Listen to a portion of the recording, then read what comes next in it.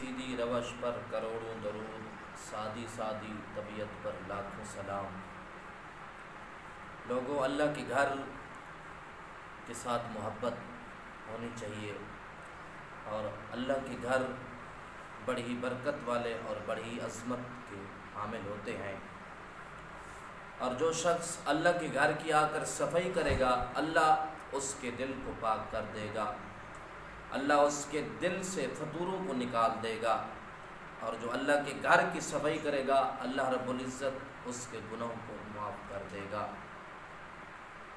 میں آپ کو ایک مثال دیتا ہوں۔ مثال کے طور پر آپ کے ہاں آپ کے شیخ کامل شیخ طریقت تشریف فرما ہوں، اور اس کی آنکھ کے اندر ایک تنکا چلا جائے اور اس کی آنکھ کو تکلیف ہو جائے، اور ظاہری بات ہے جس وقت آنکھ کے اندر ایک تنکا جاتا ہے تو آنکھ کو تکلیف ہوتی ہے، تو شیخ کامل اور شیخ طریقت کسی کو حکم دیں اور کافی سارے مریدین بیٹھے ہوں، حاضر ہوں، اور ہر ایک کی خواہش یہ ہوگی کہ میں آج اپنے شیخ کامل اور شیخ طریقت کے آنکھ سے تنکے کو نکال دوں۔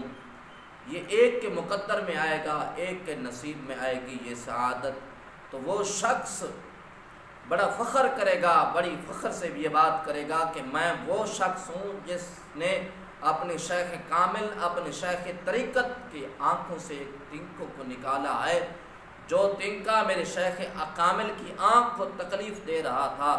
تو صحبو آئیے، تو میرے مصطفیٰ کریم صلی اللہ تعالی علیہ وسلم نے فرمایا ہے کہ مسجد کے اندر اگر ایک تنکا پڑا ہو، مسجد کے اندر کوڑا پڑا ہو، ایک تنکا پڑا ہو، تو مصطفیٰ کریم نے فرمایا کہ میری آنکھوں کو چبھتا ہے، میری آنکھوں کو تکلیف پہنچاتا ہے۔ تو مصطفیٰ کریم نے فرمایا کہ اگر کوئی 1400 سال بعد بھی وہ مسجد سے ایک تنکے کو دور کرے گا تو اس طرح سمجھے کہ اس نے مصطفیٰ کریم صلی اللہ تعالیٰ علیہ وسلم کی آنکھ سے ایک تنکے کو دور کیا ہے۔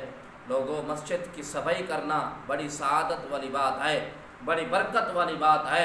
اگر کسی کے گھر کے ہاں خیر و برکت چلی گئی ہے، اگر کسی کے گھر کے ہاں کوئی مشکلات ہے، تو دوستو مسجد کا کوڑا، مسجد کا وہ گرد و غبار اپنے گھر کے اندر رکھ کر دیکھیں تو اللہ اس مسجد کی گرد و غبار کی برکت سے اللہ گھر کے اندر بھی خیر و برکت عطا فرما دے گا۔ تو لوگوں، مسجد کا جو کوڑا کرکٹ ہوتا ہے، مسجد کا جو گرد و غبار ہوتا ہے، اس کو اچھی جگہ پر جو ہے نا پھینکنا چاہیے، اس کو اچھی جگہ پر رکھنا چاہیے۔ ایک وقت ہوتا تھا جب ہم پڑھ کر چلے جاتے تھے، جب بچے پڑھ کر چلے جاتے تھے تو بیبیاں، محلے کی عورتیں، بڑی خاتونیں وہ مسجد کی صفائی کرنے کے لیے آ جاتی تھی، اللہ کے گھر کو صاف کرنے کے لیے آ جاتی تھی۔ لوگوں، آج اللہ کے گھر کی تو صفائی تو بڑی دور کی بات ہے، لیکن آج نماز پڑھنے کے لیے کوئی تیار نہیں ہے۔ اگر آج کوئی نماز پڑھنے کے لیے کوئی نیا آدمی آ جاتا ہے، جو پرانے نمازی ہوتے ہیں اس کو گور گور کر دیکھتے ہیں۔ تو اقبال نے کیا خوب کہا تھا، سجدہ عشق تو ہو تو عبادت میں مزہ آتا ہے، سجدہ عشق ہو تو عبادت میں مزہ آتا ہے، خالی سجدوں میں تو دنیا ہی بسا کرتی ہے۔ لوگ کہتے ہیں کہ بس فرض ادا کرنا ہے، ایسے لگتا ہے جیسے کوئی قرض ادا کرنا ہے۔ تیرے سجدے تجھے کہیں کافر نہ کر دیں اقبال، تیرے سجدے تجھے کہیں کافر نہ کر دیں اقبال، تو جھکتا کہیں اور ہے، سوچتا کہیں اور ہے۔ تو دوستو، ایک وقت ہوتا تھا لوگ مسجد کی صفائی کیا کرتے تھے۔ حدیث پاک کے اندر آتا ہے کہ مسجد نبوی کی اندر ایک خاتون، حبشن خاتون صفائی کیا کرتی تھی، 3-4 دنوں سے وہ نظر نہیں آ رہی تھی۔ تو مصطفیٰ کریم صلی اللہ تعالیٰ علیہ وسلم نے صحابہ سے پوچھا کہ میرے غلاموں، مجھے وہ خاتون نظر نہیں آ رہی، تو مسجد نبی کی صفائی کیا کرتی تھی۔